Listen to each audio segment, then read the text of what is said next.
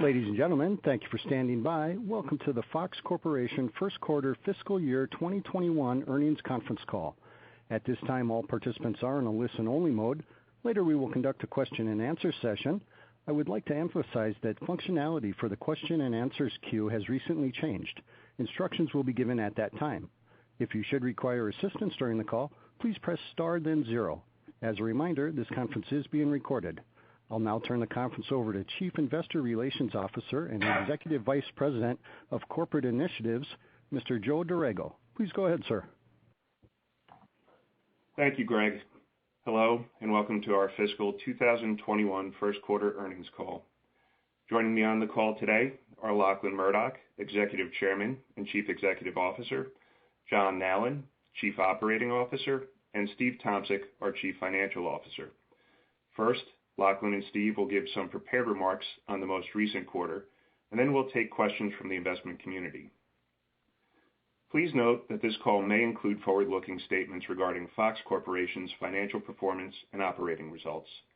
These statements are based on management's current expectations, and actual results could differ from what is stated as a result of certain factors identified on today's call and in the company's SEC filings. Additionally, this call will include certain non-GAAP financial measures, including adjusted EBITDA, or EBITDA as we refer to it on this call. Reconciliations of non-GAAP financial measures are included in our earnings release and our SEC filings, which are available in the Investor Relations section of our website. And with that, I'm pleased to turn the call over to Lachlan. Thanks, Joe. Good morning, and thank you all for joining us to discuss our first quarter results.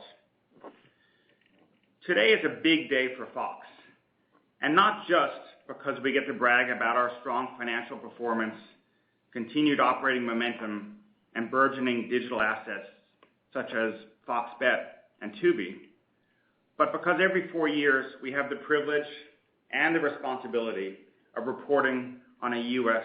presidential election. This very moment, as we speak, our viewers are starting their election day, turning on their TV sets to where they left them last night, the Fox News channel, or opening their web browsers to foxnews.com, or checking the Fox News app for the latest reporting. Throughout the day, tens of millions of Americans around the country will turn to Fox to follow our coverage of the presidential election, as well as Senate, state, and local races. They do this because they trust us and our legion of hardworking and diligent news professionals. Hours ago, our studios across the country were lit for today's coverage, and anchors, producers, camera operators, engineers, news editors, reporters, and more all got ready for a long day and night ahead. But the real preparation for today began years ago. In fact, it is over 12 months since we launched our Democracy 2020 campaign. This intentional, careful planning has served us well. The energy and excitement are palpable in the newsrooms of our local Fox television stations and at Fox News, where Brett Baer and Martha McCallum will be live from Studio F in just a few hours. The news teams at the Fox television stations and Fox News have done a superb job throughout this election season, and viewers from across the political spectrum have been turning to us in record numbers as a result. Fox News finished September as the first cable network to lead all broadcast networks in weekday prime with total viewers for the full quarter. In fact, Fox News has been the most watched network in all of television from Memorial Day through Election Day. We achieved ratings growth in total day and primetime throughout the first quarter. Fox News total day ratings were up 28% in total viewers and 31% among adults 25 to 54 years old. Prime time ratings increased even more substantially, up 43% in total viewers and up 54% among adults 25 to 54 years old. This demo is sought out by advertisers, making these gains particularly impactful. Already in the second quarter, the rate of growth in both total viewers and in the 25 to 54 demo has accelerated from last quarter. Just one recent example, last Tuesday, October 27th, Tucker Carlson Tonight on the Fox News channel had more total viewers than the season premiere of NBC's This Is Us that same night. And while our linear platform is remarkably strong, our audience is also increasingly accessing our digital products to connect with us. Fox News Digital ended the first quarter with record engagement, more than 11.5 billion total video views. Total minutes watched clocked in at 14.2 billion, and unique visitors jumped to 115 million per month.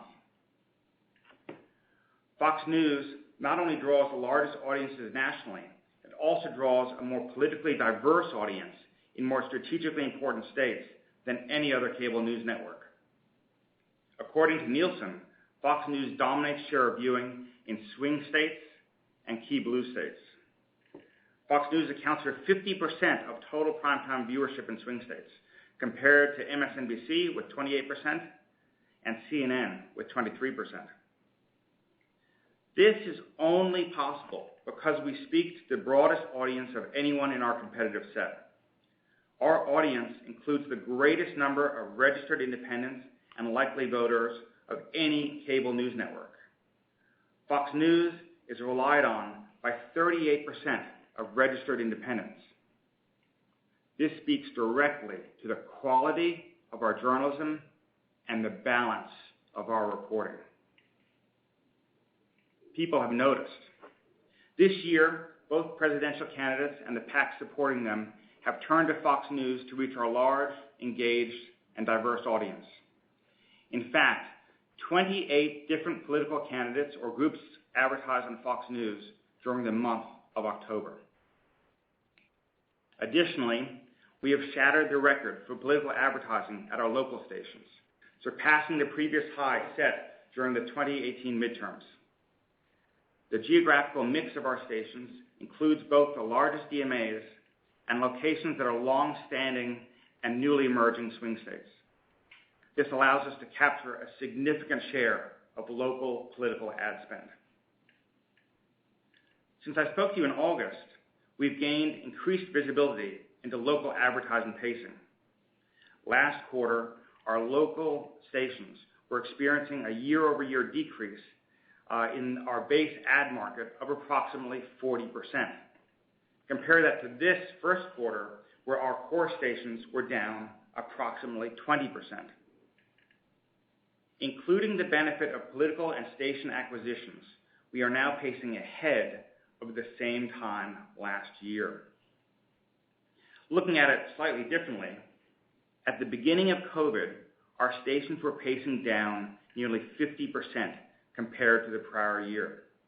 Today, they are pacing ahead. This is a tremendous return to strength in a remarkably short period of time. All of our stations also play an important role in connecting audiences in key sports markets with football, baseball, and other Fox Sports programming.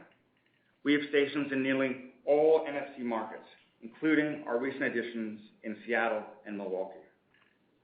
While overall NFL viewership has seen year-to-year declines across all of its partners, Fox's America's Game of the Week is well on its way to a 12th consecutive season as TV's most watched show.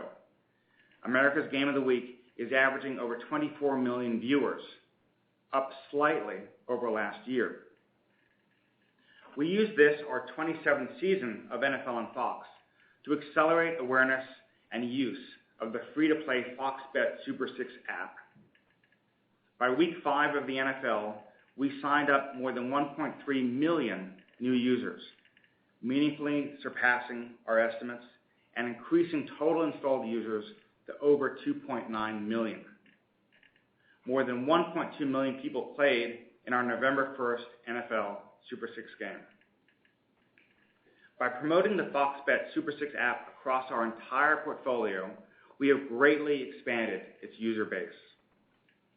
Expect more sports and non-sports games and promotions across our platforms, given the results we are seeing. 1 week ago Sunday, the Super 6 app was number 6 in the entire iOS App Store, only behind apps like Facebook and Snapchat. And Super 6 is consistently at or near the top of the sports category in iOS and Android downloads. Drafting off the success of Super 6, Fox Bet, our sports betting app, is also energizing users. The app, which is currently available in Colorado, New Jersey, and Pennsylvania, has been the 3rd most downloaded sportsbook app for the past 2 consecutive weeks. That will only increase as we launch in new states. We anticipate our next launch will be in Michigan early next year. All of our Fox businesses are committed to our partnership with Flutter and to propelling this growth of the Super 6 and Fox Bet platforms. Each week, we are driving over 100 million media impressions across our portfolio of owned and operated Fox assets. Another important digital expansion for the company, our ad-supported streaming platform Tubi, is thriving. Let me start with the astronomical growth we've seen this quarter. In August, Tubi recorded 33 million monthly active users, representing a 65% year-over-year jump. More importantly, since acquisition, Tubi has averaged approximately 100% increase year-over-year in total view time, the most meaningful metric when measuring the performance of any AVOD service. This is due in part to the more than 41 Fox titles currently available on Tubi, including The Masked Singer, Gordon Ramsay's 24 Hours to Hell and Back, and Lego Masters. When Tubi began streaming The Masked Singer, the show quickly became Tubi's #1 television series overall. We used the show to introduce viewers to Tubi, and we are also driving them to the platform through marketing across our networks, including the Fox Network and Fox News. Most recently, Tubi sponsored the post-game show during the Major League playoffs and the World Series on Fox. Using these internal Fox marketing opportunities will increase consumer awareness of Tubi, which will drive exploration and viewing. We are also using our television stations to promote and differentiate Tubi. As part of Tubi's News on Tubi launch on Roku and Amazon Fire in October, viewers now have access to live feeds from 18 Fox owned and operated stations in top markets, including New York, Los Angeles, Chicago, and Dallas. The News on Tubi offering also includes content from third parties, including Bloomberg TV and NBC News Now. News on Tubi serves several important objectives. It provides viewers with the best in local news and further leverages the assets of Fox while also expanding consumers' understanding of what Tubi offers. With News on Tubi, the platform is, for the first time, providing live viewing opportunities. And we are now monetizing this new content and our impressive viewership gains. We are including Tubi in all of our ad sales discussions. The power of the Fox and Tubi partnership is evident. Since September 1st, Tubi has achieved 45 of the top 50 revenue days in its history. With a median age of 34, Tubi's audience is young, diverse, and in demand for many brands. The leading Fox Entertainment programs that feed Tubi are an important synergy that we will continue to capitalize on with new and returning shows. All of Fox Entertainment's returning shows, including the 911 franchise, Prodigal Son, The Resident, and Last Man Standing, are back in production with scheduled return dates in early January. As in previous years, Fox will launch a robust and strong slate of shows mid-season, utilizing the end of the NFL season and NFC Championship as a springboard. Despite pandemic-related production halts in the summer that impacted its fall lineup, Fox Entertainment had a successful premiere week this television season. For Premiere Week, which is the week of September 21st, Fox was the #1 network for entertainment programming. Fox also kicked off the 2020-2021 fall television season with the #1 new series, the #1 comedy, and the #1 drama. And Fox has continued that leadership position, ranking as the #1 network for the week of October 19th. Each of our core brands is a powerhouse, distinctly positioned to differentiate itself from competitors and appeal to viewers. The power of our total portfolio, though, is even greater than the sum of its parts. Look at the share of voice recently achieved by the Fox network and the Fox News Channel on Thursday, October 29th. Together, these networks made up 65% of TV total viewer share compared to the rest of broadcast. The reliable primetime strength of Fox News, in combination with NFL on Fox, captured nearly 2/3 of all viewers watching broadcast television that evening. On several October evenings, our leadership brands accounted for at least half of all viewers watching broadcast television. And that occurs when we have sports on the network and also when we air one of our entertainment hits. The power of our brands is not only recognized by our audiences and advertisers, it is also valued by our distribution partners. In the first quarter, we saw affiliate revenues grow by 10%, driven by healthy rate increases. While we did continue to see a decline in subscriber volume, that trend is improving. This past quarter, we saw industry subscribers decline around 6%, which is an approximately 50 basis point improvement from what we experienced last quarter. And our recent remix, coupled with updates we heard during their recent earnings calls in October from AT&T, Comcast, and Charter, give us an encouraging look into the December quarter. Our networks and content continue to be essential to the services offered by traditional and virtual MVPDs. We are sustaining our momentum and building on our strengths. With increased visibility to the market and the resumption of sports and entertainment production, we are optimistic about and excited for the remainder of the fiscal year. And now Steve will take us through the details of the quarter. Thanks, Lachlan, and good morning. It's a busy day, so let's get straight to our results. The company delivered total revenues of $2.72 billion, up 2% over the comparative period in fiscal 2020, led by affiliate revenues that grew 10%, once again demonstrating the strength of our brands and our focused portfolio of channels.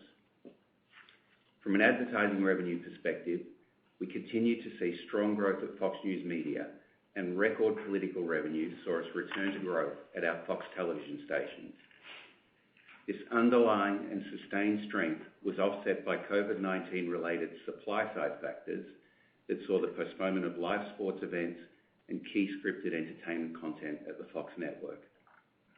Quarterly adjusted EBITDA was $1.17 billion, up $310 million over the comparative period in fiscal 20, due to the top line revenue increases in revenue and the timing of programming expenses as a result of COVID-19. This improvement in EBITDA flowed through to the bottom line, where net income attributable to stockholders of $1.11 billion, or $1.83 per share, was higher than the $499 million, or 80 cents per share in the prior year quarter.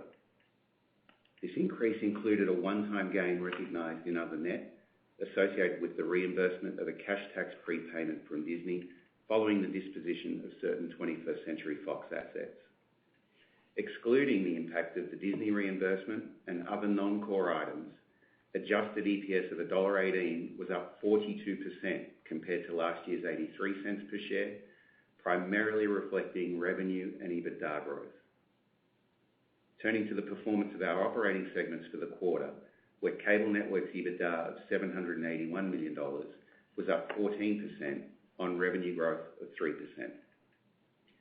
Cable affiliate revenues increased 4%, supported by higher average rates, partially offset by a net decrease in pay television subscribers of 6%. Cable advertising revenues increased 18%, led by another quarter of impressive linear and digital growth at Fox News Media, partially offset by the postponement of live sporting events, namely Big Ten and Pac-12 football at our cable sports nets. Cable other revenues decreased by $39 million due to the absence of sports sub-licensing revenues, which in turn are broadly offset by a commensurate reduction in rights costs. EBITDA at our cable segment increased $97 million over the prior year period. This reflects the revenue growth that I just noted, as well as lower sports programming rights amortization and production costs, principally due to the postponement of live events as a result of COVID-19. Partially offsetting these lower costs at Fox Sports were increased expenses at Fox News Media due to the coverage of breaking news, including the presidential election, and continued investment in our digital news initiatives. The television segment reported EBITDA of $457 million, an increase of $206 million, while revenues were essentially in line with the prior year quarter. Television affiliate revenues increased 23% in the period, reflecting double-digit increases for both our programming fees from non-owned station affiliates and direct retransmission revenues at our owned and operated stations.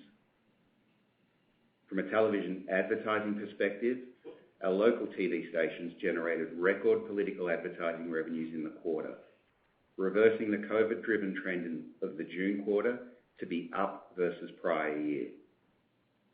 This, coupled with the addition of revenues from the fast-growing Tubi, was more than offset in the segment by COVID-related postponements of college football and key scripted entertainment programming, along with comparability items, most notably 2 fewer NFL regular season broadcast windows and our broadcast of the Emmy Awards in the prior year period. EBITDA at our television segment increased $206 million over the prior year period on the back of lower operating expenses. The decrease in expenses was driven by lower programming rights amortization and production costs at Fox Sports, including fewer NFL broadcast windows. Additionally, there were far fewer college football games in the quarter. Fox Entertainment also saw lower programming rights amortization due to delayed productions of key scripted titles as a result of COVID in the current year quarter and the broadcast of the Emmy Awards in the prior year quarter. Turning now to free cash flow, which we calculate as net cash provided by operating activities, less cash invested in property, plant, and equipment. In the quarter, we generated $150 million of free cash flow, which is entirely consistent with the seasonality of working capital in our business. Reflecting both our confidence in the business and our balanced approach to capital allocation, so far this fiscal year, we have deployed $305 million of capital to repurchase approximately 8 million Class A shares and 3 million Class B shares. Against our buyback authorization of $2 billion, we have now cumulatively repurchased just over $900 million, representing approximately 4.5% of our total shares outstanding since the launch of the buyback program in November. From a balance sheet perspective, we ended the quarter with $5.1 billion in cash and $7.9 billion in debt. Looking through to the second quarter, the strong advertising momentum at News, our local television stations, and Tubi have all carried forward into the first month of this current quarter. We anticipate that these factors, coupled with a heavy schedule of sports events, will translate into a return to growth in overall advertising revenue in the fiscal second quarter, notwithstanding what remains a mid-season focused entertainment slate with the return of our key scripted shows in the new calendar year. Meanwhile, from a cost perspective, we anticipate that the timing benefits seen in our first quarter content costs from sports events and entertainment slate postponements will begin to unwind in the second quarter through the remainder of the fiscal year. In terms of cash flow, we continue to anticipate relatively low working capital usage over the course of the full fiscal year, with our normal working capital patterns of a first half deficit that largely reverses in the second half. As we have foreshadowed in the past, we continue to expect a higher level of capital expenditure in fiscal 21 to support the final phases of the build-out of our technical broadcast facility in Arizona and the upgrade of some of our station facilities. All of this, of course, assumes that the COVID-driven disruptions to major sports and the production delays to our key entertainment properties are behind us. As our first quarter results demonstrate, we have seen a meaningful recovery in our underlying business.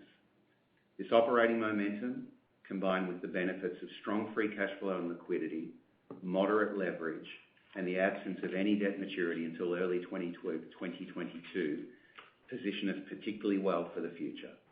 And with that, I'll now turn the call back to Joe. Thank you, Steve. And now we'd be happy to take a few questions from the investment community. Ladies and gentlemen, I'd like to again emphasize that functionality for the question and answer queue has recently changed. If you'd like to ask a question, please press 1 then 0 on your touch-tone phone. You will hear a tone indicating you have been placed in queue.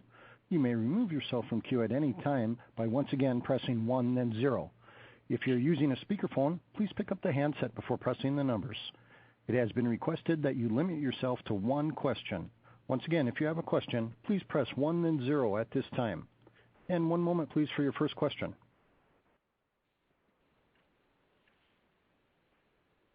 Your first question comes from the line of Doug Mitchelson from Credit Suisse. Please go ahead. Oh, thanks so much. Lachlan, I think maybe the obvious question is, I know you like to have some walking around money with $5 billion of cash on the balance sheet. Are you seeing a lot of interesting activity in the M&A market when you think about the increased visibility that you just talked about on this call, relative to what we had 3 months ago or 6 months ago? Does that change your focus in terms of, your appetite for buying back stock? How are you thinking about deploying that capital over time? And if you don't mind, one quick follow-up. Are you willing to give us what the total viewing time is for Tubi? I know you noted that it was up 100%. Thanks so much. Thanks, Doug. It's good to hear your voice. I hope you're well. First of all, thank you for also pointing out our $5.1 billion of cash and our really superb balance sheet position. We worked hard to create the position we're in, and I think we are looking forward. And as I could have alluded to in my prepared comments, we are now coming through a period of uncertainty for all businesses. Into a period we are seeing greatly improved visibility going forward. So I think what that means is that we have a good idea of what our future capital needs are. We're deeply confident in our underlying business and cash generation. So as we look at our cash on the balance sheet, we really think about balancing how we deploy that towards acquisitions, organic investments in our business, and capital returns to our shareholders. We don't have a formula in terms of how we would allocate between those categories, but we have to date bought back $900 million worth of our stock, which leaves us with $1.1 billion of capacity under our buyback authorization, which we fully intend to complete. To your second question, the Tubi total time spent viewing in September alone was 220 million hours viewed. Thanks, Doug. We can go to the next question. Your next question comes from the line of Alexia Quadrani from JP Morgan. Please go ahead. Thank you very much. You've really hit some impressive milestones at Tubi and adding a lot more new content. I'm curious when we may get maybe some more information or a bigger update on your long-term DTC strategy. And then just a quick follow-up, any color you can share on the NFL negotiations and how important maybe Thursday night versus Sunday afternoon is to you. Thanks, Alexa. Let me address the second question first. Obviously, we're not going to get into the detail of our NFL negotiation, but as I previously mentioned, the NFL and on earlier earnings calls as well, the NFL, along with obviously Major League Baseball, remains, amongst our very top priorities and are really our number one programming partner. It's been a partnership that's gone back 27 years. We look forward to continuing that partnership, and you can see it in our ratings. While NFL ratings have been soft this year because of a number of factors which we believe are unique to this particular year with sports, premium sports moving all to the fall, creating a more crowded marketplace for sports fans, and also with, frankly, the news cycle where we've seen news viewing. You have to remember that the news audience and the sports audience, particularly the NFL audience, has a tremendous overlap. Cable news viewing, I think, is up 46% during this NFL season. So we think some of the softness in the ratings is unique to this season, and because of that, we're confident in our partnership with the NFL going forward. In terms of Tubi, as you see fragmentation in the linear television market, particularly in linear entertainment, Tubi is the beneficiary of that. Tubi sits on the other side of that ledger, which is gaining audience and users from linear television market. So we think Tubi has a lot of tailwinds behind it, and we're excited to report on its milestones as they achieve them going forward. We can go to the next question. Your next question comes from the line of Michael Morris from Guggenheim. Please go ahead. Hi, thank you. Good morning. One question on expenses. Can you share what expense growth would have looked like excluding the programming disruptions that we've experienced? I think your operating expense looks like it's down about 14% in the quarter, and Steve, you referenced sort of an unwind of that going forward. So I'm curious how much of that does unwind and whether this disruption's impacted how you think strategically about that mix of investment in scripted programming versus sports and news. And then one other, just real quick if I could, I'm curious if you can share any thoughts on how the outcome of today's presidential election may impact Fox News going forward. Do you think ratings can vary based on an outcome? And also, President has in the past referenced perhaps starting a news network and how you would think about that competitively. Thanks, guys. So, Steve, I should answer the first question. You can answer the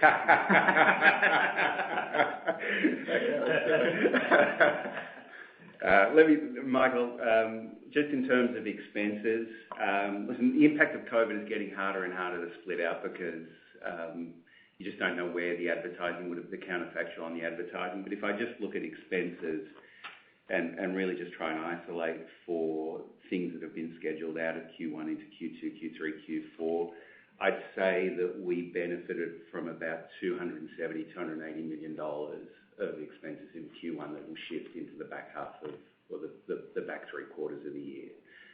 You'll have a reasonable concentration of that hit Q2 because it's when you'll have a heavy concentration of both NFL and college football, and then we'll see the entertainment hit largely Q3 into Q4.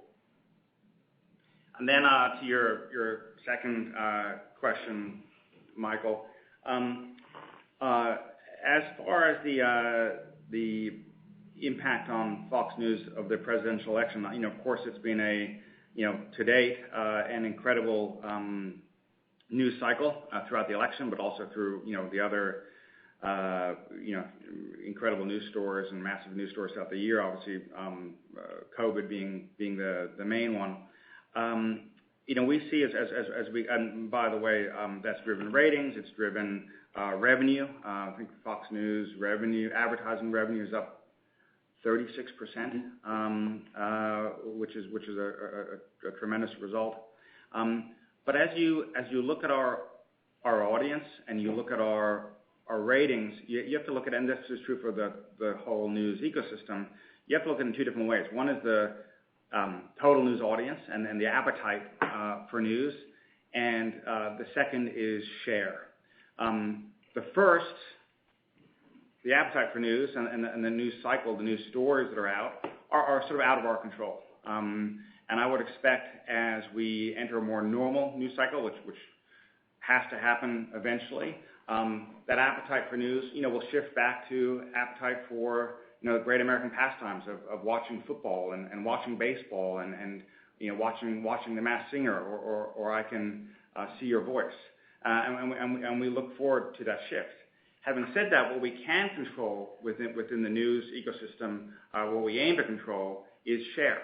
And, I strongly believe, and we've seen this through, I think now 18 years, off the top of my head, of different administrations and different political cycles, we've maintained our number one position through all of that. So that, I think that answers the first part of your question, or gives you some insight into how we're thinking about the first part of your question. So the news cycle will moderate. We fully expect to be number one and maintain share through that. I think the second part of your question, Michael, was around new entrants and competition into the news environment. We love competition. We have always thrived with competition. And we have strong competition now. I would say the only difference today, versus some years ago, as our audience has grown and our reach has grown, we see our competition as no longer only cable news providers, but also as the traditional broadcast networks. And as you know, Fox News has been the number one network, including broadcast networks, now, as I mentioned, from Labor Day through to Election Day. We can go to the next question. Your next question comes from the line of Michael Nathanson from MoffettNathanson. Please go ahead. Yeah, thanks. I have one for Lachlan, one for Steve.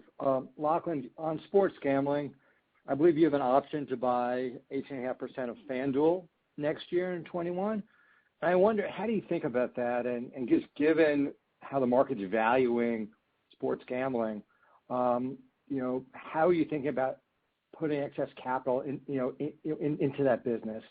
And then for Steve, we always ask you about affiliate fees when people are disappointed. This quarter, you surprised on the upside. You've given us the update on subscriber trends. But is there anything else going on? A little bit of new pricing, perhaps some new deals came through. So any more color on the acceleration in affiliate fees would be helpful. Thanks. Thank you. Thanks very much. So on our FanDuel option, this is an easy answer and a quick one. We have a 10-year option to acquire 18.5% of FanDuel. We think it's a huge opportunity. We think that option today has tremendous value, and we work on literally a daily basis with Flutter to both increase the value of FanDuel and also increase the value of Fox Bet and Super 6, our 50-50 joint venture with them.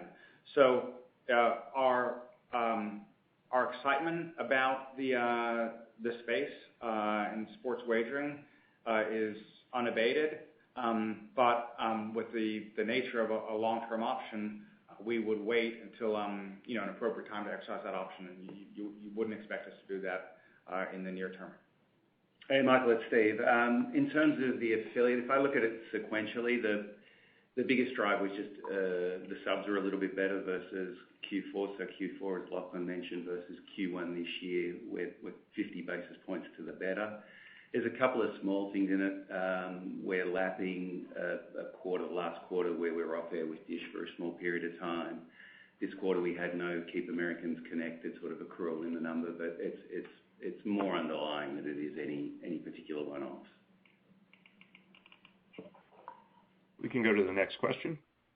Your next question comes from the line of Jessica Reif-Ehrlich from Bank of America Securities. Please go ahead. Thank you. I also have a question on sports gambling and one quick follow-up. So, Lachlan, you've launched Fox Bet, I guess, over a year ago. Has stay-at-home changed consumer behavior or your expectations for the long-term opportunity? And maybe you can frame the long-term opportunity of your various pieces and what led to the partnership that you recently signed with the Philadelphia Eagles, where you're incorporating bricks and mortar strategy into your approach, with the Fox Bet studio and lounge that's being built at Lincoln Field. And then just a quick follow-up on Tubi. What was the advertising contribution this quarter, or can you frame what advertising change would have been without Tubi? Thank you. Sure. So first on Fox Bet, look, I think wagering has exploded during COVID and stay at home. People who, and particularly while sports was in a hiatus, gaming was growing strongly, and as sports came back, sports wagering grew tremendously. If you look at the trajectory of where that industry is going, and particularly as states incrementally or consecutively, open up to wagering, this business remains a larger and larger opportunity for us. However, Jessica, as you'll remember, the structure of our partnership with Flutter is that they control the Fox Bet business today, and they fund the Fox Bet business today, as Fox Corporation is not a licensed entity. Having said that, we work with them incredibly closely in terms of the promotion of Fox Bet in order to grow the value within that joint venture. The second part of your question on Tubi, we are now we have now for several months selling Tubi, and I should have actually also spoken to this with Alexia's question. We are selling Tubi in every single one of our conversations with our advertising partners. Tubi increases Fox's reach by over 20%, and it's a young and diverse audience, which is unduplicated or largely unduplicated part of the Fox audience. And so, every time I talk to Farhad, which is very regularly, there's a new daily revenue record that he hits, and which is tremendous to see. And look, to be honest, we're only at the beginning. So when we think of both the key metrics of time spent viewing, total users, and as importantly, or maybe most importantly, revenue, Tubi consistently and continually is exceeding every expectation in our acquisition case. Operator, we have time for one more question. Okay, that question comes from the line of Ben Swinburne from Morgan Stanley. Please go ahead. Thanks. Good morning. Steve, you mentioned record political. I'm wondering if you could size that at the stations either this quarter or for the cycle, so we think about the contribution from political in the television segment over the 6-month period or so accurately. And then maybe I'll just ask about Sunday Ticket and the NFL for Lachlan or whoever wants to take it. There were some press reports overnight that the AT&T is probably not going to retain that package. I'm just wondering, as you guys think about the NFL landscape, is that a package that could be interesting? to Fox, maybe over a Tubi-like platform, or are you concerned that may go wider than the satellite distribution model we've seen in the past, impacting potentially the local broadcast ratings? Just curious if you have a perspective on that, on the outcome there. Hey, Ben, I'll take the political advertising. Listen, it's been a monster quarter and a monster half for it. So for the quarter, where across the good thing about it this cycle has been it's not just been a local story. We've been booking significant amounts of national political revenue. So for the quarter, we did a shade under 100 million across the group, of which 70% of that was local. And then when we look at it across the first half, so July 1st through to today, without wanting to steal the thunder of the next earnings call, we'll push close to $300 million of ad revenue, political ad revenue, for the full 6 months, of which about just north of 200 will be local. So it's been an enormous quarter and a half for us. And then, just before I touch on Sunday Ticket, I think one of the unique elements of this political cycle, Ben, is the growth in national political advertising, as Steve mentioned. In prior years, political advertising has been, almost entirely local, and the growth in national political advertising, particularly on Fox News, but also, importantly, in sports, has been a new and I think a very positive development. And it goes obviously also to the quality of our audience. That also, by the way, has the impact of usually Jessica asked a question about the advertising market, but I suppose there were more important things to discuss.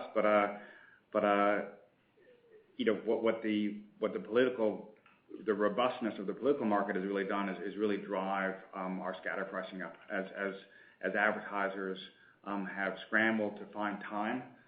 Scatter advertising across local stations, across sports, across news, and across entertainment is up strongly.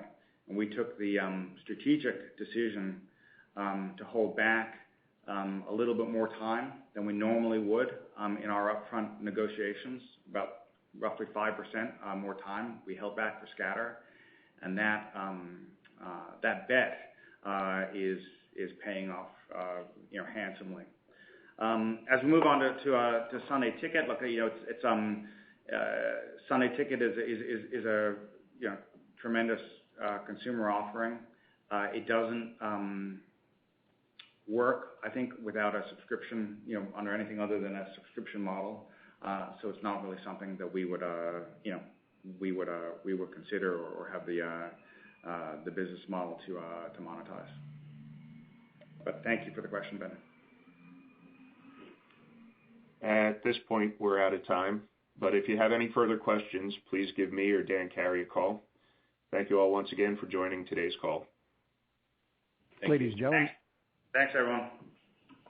Ladies and gentlemen, that does conclude your conference for today. Thank you for your participation and for using AT&T Teleconference. You may now disconnect.